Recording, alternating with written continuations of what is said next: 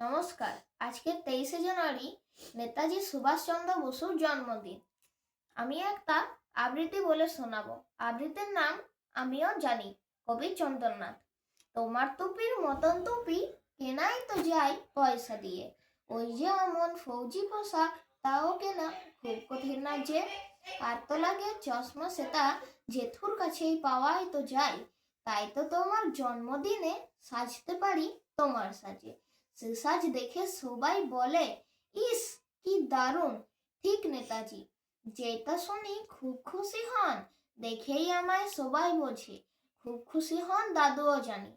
তাকান তবু অবাক হয়ে আমার চোখে রাখেন দু চোখ, কে জানে ঠিক কিসের খোঁজে তাকান দাদু, ঠিক বুঝি না ভাবতে থাকি।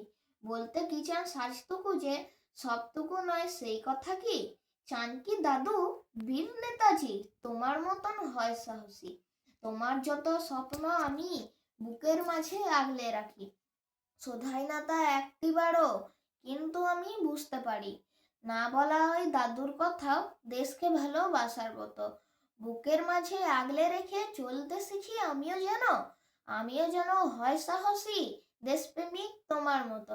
আমিও জানি সাজ পোশাকই সবটুকু নয় বীর নেতাজি, সামনে এসে নাই দাঁড়ালে সাহস যোগাও নিত্য তুমি, শেষে সাহস জমিয়ে রাখি যত্নে আমার বুকের মাঝে, তোমায় দেখে বুঝতে শিখি মা আমাদের মাতৃভূমি।